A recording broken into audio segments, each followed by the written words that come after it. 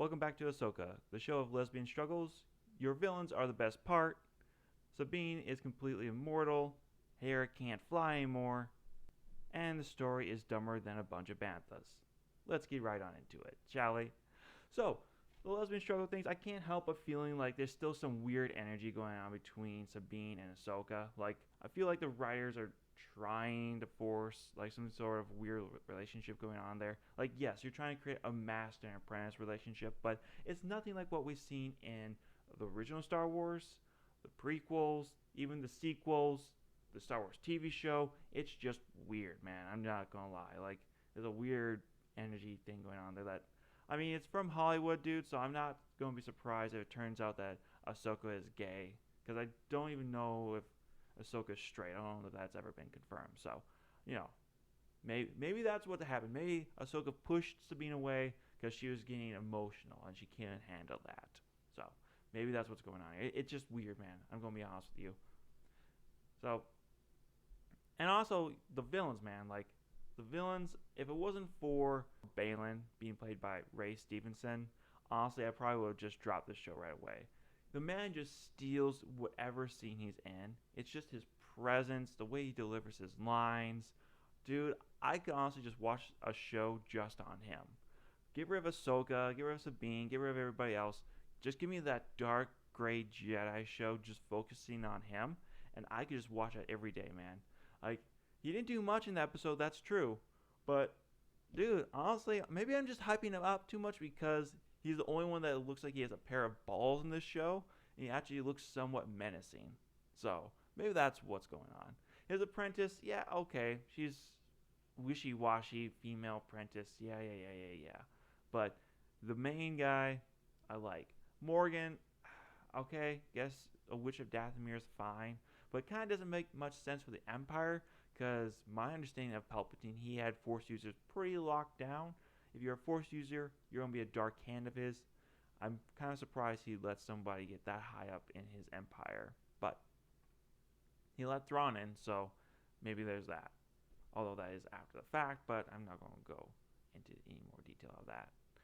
And also, we have Sabine's ability to just wake up the next day from being stabbed by a lightsaber, because pretty much the show indicates that this was the next day when the started. Like, they didn't say a week later, 2 weeks later. No, we just go from her passing out to her waking up. So, my guess is that this has to be the next morning, because Ahsoka is still in the room waiting for Sabine to wake up, which she does. So I'm going to guess that it's just been one day. And the reason why I bring this up is because how the heck do you wake up from being stabbed after just one day with a lightsaber where for Qui-Gon Jinn, he gets stabbed and he dies. Darth Maul, he gets cut in half and he goes away for a long time. But Sabine, she's tougher than she's a Mandalorian, I tell you. She's the one that's going to really survive all this. Come on. And she's not even a back to tank. Like, she's just sitting out on a bed with some kind of patch over her that once removed just shows a little red scarring. How did the tissue get replaced? Like, there was nothing that said anything about that. Like, this shouldn't be possible. But it's fine. It's Star Wars. They'll figure it out. They can regrow your organs. So if you lose an organ, they can regrow it. I'm betting Luke Skywalker wished they had that technology for his hand, but is what it is. Or Darth Vader, or anybody else that's lost a limb in Star Wars. This is just dumb. Nitpicks, okay, fine. I hear what you're saying, Carl. You're just nitpicking here. Okay, maybe I am, but like, it's a lightsaber. It should kill you almost instantly if you get stabbed with it or cut in half. I'm sorry. It's a disappointment. The story itself also, I gotta just say, it's still just bland. It's still another fetch quest. Now they have to go track down where the map went off to.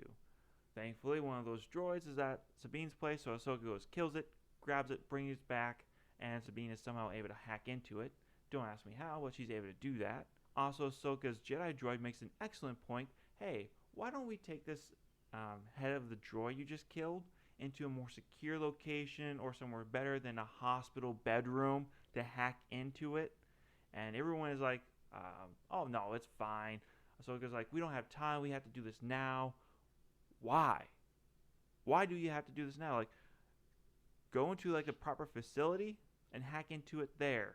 Why does it have to be on Sabine's bed? And also, how's Sabine still moving? As I said, the show pretty much indicates this was the next day. So how is she still moving and able to do this? But no, she's able to do it just fine. They hook a whole bunch of gizmos up to it. They put a heat meter on it, so for the audience knows that, oh wow, it's getting intense. It's getting warmer as she's hacking into it. It might explode. It's gonna be dangerous. So we gotta be careful, guys. We gotta be quick. It's just false sense of urgency. That's my issue here. I didn't believe it. I didn't care about it. I knew as soon as it got to that warm level, they would just shut it down. Reason being, the show has to go on. How else are they going to get there? So, you know what? It would have been great if it did explode and then they'd just been lost and Ahsoka would have had to use her force abilities. But, nope. Gets through just as we all expected. No tension there. Nothing really. It's just, eh. They find that the droid came from the Corellian shipyards. So Hera and Ahsoka both reach Corellia where they meet with the supervisor, who gives them the runaround for a little bit until Hera puts the squeeze on him, which he then eventually caves and admits to taking them to the inventories so they can take a look around to see if they can find any remains of Morgan's affairs there on the shipyard. As they're going, they inquire about the current employment of everyone around them, which he admits to there are still imperialists that are on the station because they need the workers, and honestly they don't care about the government as long as they get paid. Now that's not quite the case, because later on when they're looking through the files and Ahsoka starts asking if there are any droids that work there besides the C-3PO or protocol droids, droid mentions that seeing an HK-47 assassin droid, although I don't know if it's a 47, but an HK assassin droid, and that the droid had more security access than it did, so it was prevented from doing its job. The supervisor asked why it didn't report it. The droid claimed that because it had special access, it didn't think it was an issue. At this exact moment, the men in the room all start shooting at Ahsoka and Hera because I guess they were Imperial loyalists still, and they all happen to be white guys. Anyways, at the same exact moment, there's a ship that's about to take off with a massive superstar destroyer hyperdrive that they realize might have the assassin droid that they're looking for on. So they call for it to stop, but it's already too late. It's already on its process of taking off.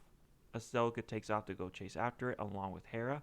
Unfortunately, Ahsoka is stopped by an HK assassin droid and an Inquisitor looking individual.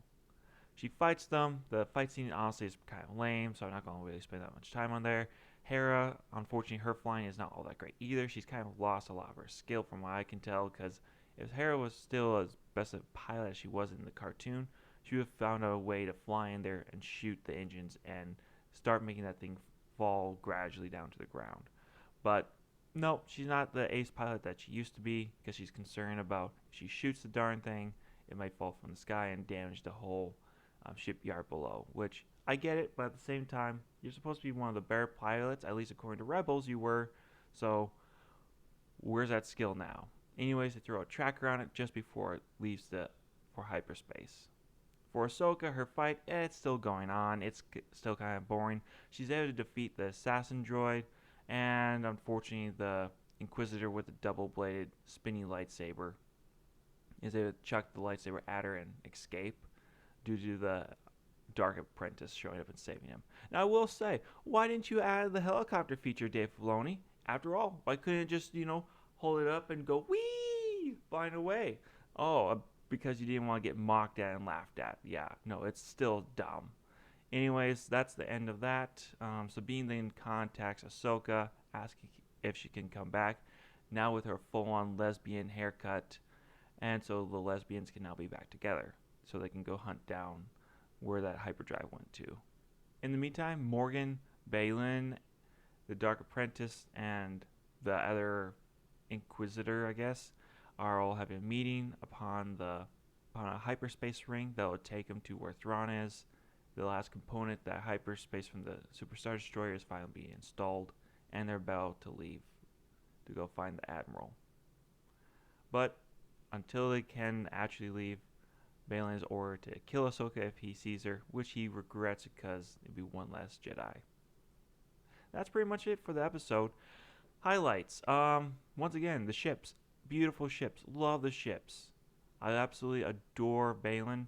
He's a great man. Love the charisma. Awesome character. I wish I had a show just of him, as I mentioned previously. And that's pretty much it for the good parts of the episode. Not really much else. If I'm being a little too harsh, please let me know, guys. Leave a comment and let me know how I can improve these videos. I hope you enjoy, and I hope you guys have a great night. Take care. Bye.